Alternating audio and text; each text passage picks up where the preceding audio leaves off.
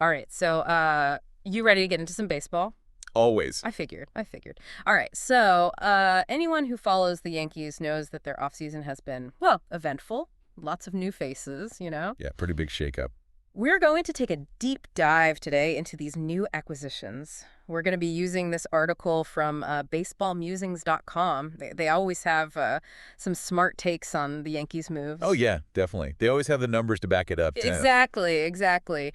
So, is this a good group of guys they've brought in? Can they really fill the Soto-sized hole in the lineup? Will the Yankees be contenders this year? That's what we're going to figure out today. A lot to unpack. Should be fun. Yeah, I'm excited to get into it. So let's start with their big acquisition at first base, Paul Goldschmidt, Goldie.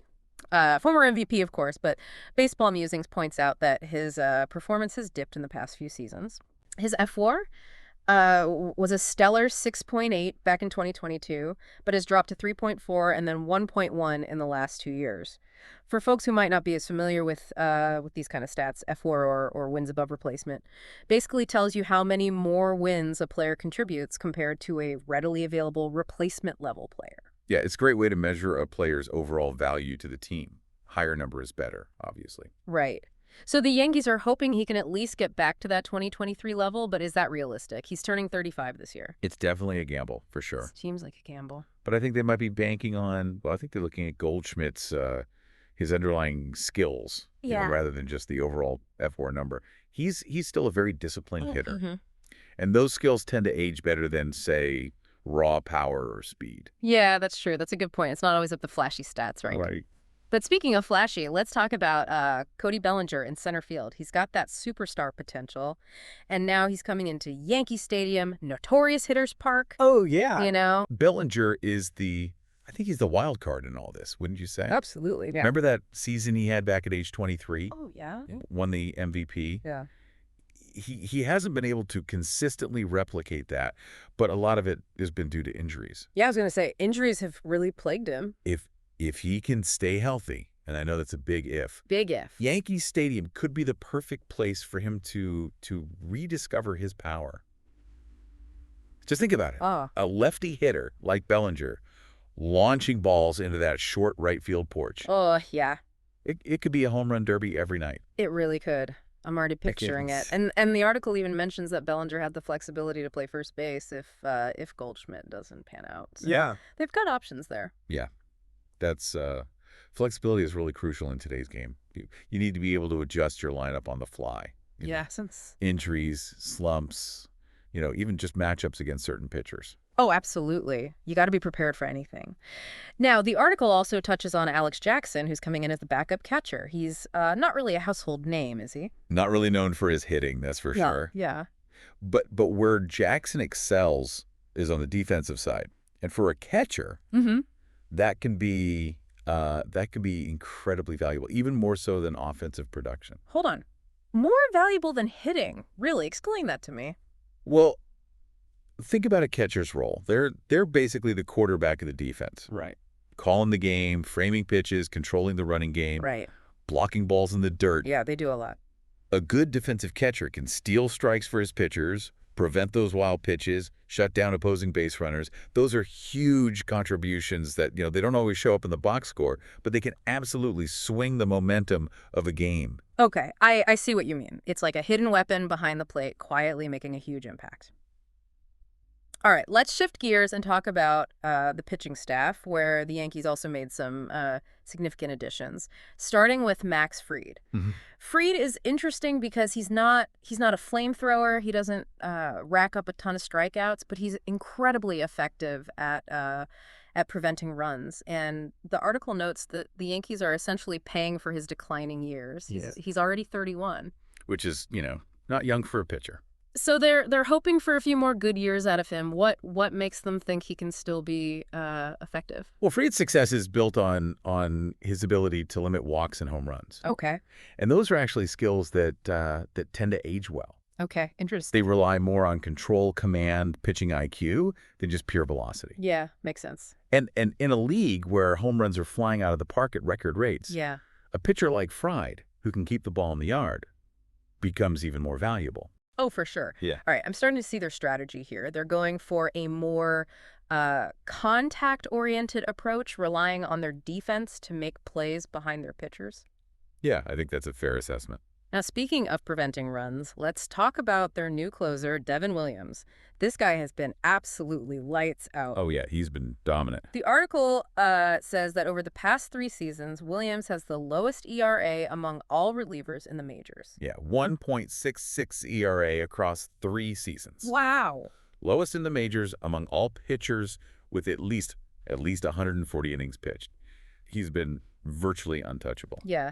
And for anyone who might not be familiar with the baseball lingo, a closer is typically the pitcher who comes in to finish the game, usually in the 9th inning when the game is on the line. So having a guy like Williams who can just shut the door in those high-pressure situations is absolutely crucial. But the article did mention that he has a bit of a wild streak, right? Something about a high walk rate. Yeah. That's one of the more interesting things about Williams, actually. He does have a tendency to walk batters, which can be a bit nerve-wracking for fans. Oh, yeah. But he offsets that with an extremely high strikeout rate and an incredibly low home run rate. So basically, he can work his way into trouble, but he's also got the stuff to get out of it. So he's a bit of a high wire act, but the results speak for themselves. Exactly. He's the guy you want on the mound when the game is on the line, even if you might need to bite your fingernails a little bit. Now, what about Fernando Cruz, their other relief pitching acquisition? He seems like a bit of a late bloomer. Didn't he debut in the majors until he was 32? Yeah, pretty late. Cruz is an intriguing addition. He's also a strikeout pitcher. Yeah. But unlike Williams, he doesn't have that same level of dominance when it comes to ERA. Right. Their pitching styles are quite different, which explains the discrepancy. Williams relies more on overpowering stuff, blazing fastball, devastating slider. Cruz, on the other hand, is more of a finesse pitcher, relying on movement and deception to keep hitters off balance. So the Yankees are adding a mix of styles to their bullpen. Makes sense. It's like having different weapons in your arsenal, right? You can bring in the right pitcher for the right situation. Exactly. You got to keep the other team guessing. Okay, so we've covered the individual players, but what about the bigger picture? How do all these pieces fit together? Does baseballmusings.com think the Yankees have actually improved their team with these moves? Well, that's the million-dollar question, isn't it? It is. And to be honest, even the experts can't say for sure. Yeah. But we could definitely look at the potential impact of these players and try to make an educated guess. All right, well, let's do that then. What's their overall assessment? The author seems to be pretty optimistic about Bellinger, Fried, and Williams, calling them excellent additions to the team. But it all comes down to whether they can live up to their potential, right? Right. Those definitely seem like the strongest additions on paper. Or at least on paper, yeah. What about the million-dollar question? Can these new guys really fill the void left by Juan Soto? I mean, he was such a dominant force in their lineup. That's where it gets really interesting, I think. The author suggests that if, and that's a big IF, both Bellinger and Goldschmidt can return to their 2023 form, the Yankees might actually be able to offset the loss of Soto's production. Okay, but that's a lot of ifs, isn't it? I mean, both players have had their fair share of ups and downs recently. It's like trying to predict the weather in April. Right. You never quite know what you're going to get. Exactly. It's a projection based on their potential, but there are no guarantees in baseball. No. That's part of what makes it so unpredictable and exciting. Absolutely. Okay, so what about the overall outlook for the Yankees? Do these moves actually make them a better team? Are they contenders or pretenders? What's the verdict? Well, the author's conclusion is cautiously optimistic, I'd say. Okay. They say it's unclear if the Yankees have definitively improved, but, and this is important, they should be at least as good as they were in 2024. Okay, so not a huge leap forward. Right. But definitely not a step back either. It's not a step back. So it sounds like they're aiming for consistency, trying to stay competitive even after losing a star player like Soto. It's a smart approach, wouldn't you say? Not every team can swing for the fences every year. Yeah, I agree. It's a pragmatic strategy. They're taking calculated risks on players with high upside, trying to build a team that can contend for a playoff spot. And who knows, maybe one of these guys will exceed expectations and become a true game changer. You never know. All right, so let's zoom out a bit and talk about what this all means for you, our listener. You've got the inside scoop now on the Yankees moves, but how can you apply this knowledge? Well, this deep dive has has given you a glimpse into the complex world of baseball roster construction. We've analyzed the strengths and weaknesses of each player, explored the logic behind the Yankees' acquisitions, and considered the potential impact on their overall performance. We've also highlighted the importance of looking beyond basic statistics. Remember fWAR? It's a prime example of how a deeper understanding of the game can reveal insights that you might not get from just glancing at batting averages and home run totals. It's like having a secret decoder ring for baseball stats. Exactly. Baseball is it's a game of nuance and strategy, and as we've seen with the Yankees' latest moves, sometimes the most intriguing decisions are the ones with a degree of uncertainty. Speaking of uncertainty, let's loop back to something we touched on earlier, the potential for Yankee Stadium to boost Cody Bellinger's power. That short right field porch is legendary, a true hitter's paradise, especially for lefties like Bellinger. It's almost unfair, isn't it? Imagine a guy who's already known for hitting bombs suddenly playing in a ballpark where it's even easier to launch one out. It could be a game changer for him, and it's not just the dimensions of the field. There's the history, the energy of the fans. It's an iconic ballpark that can inspire players to elevate their game. The ballpark itself becomes another character in the story of the season. I love that analogy. And speaking of stories, let's go back to Cody Bellinger for a moment.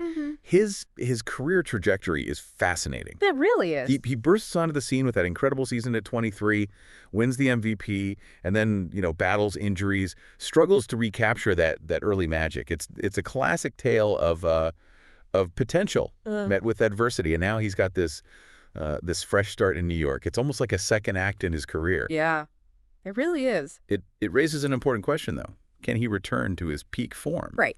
The Yankees are betting on it. But it's a gamble. It is a gamble, and that's what makes baseball so compelling, right? The blend of stats, strategy, and human drama. You never know for sure how things will play out. Precisely. And that brings us back to the Yankees' overall strategy for the 2025 season. They're taking calculated risks on players with high upside, but there are question marks surrounding some of these acquisitions. So are they setting themselves up for success or disappointment? Only time will tell, but one thing's for sure. Yeah.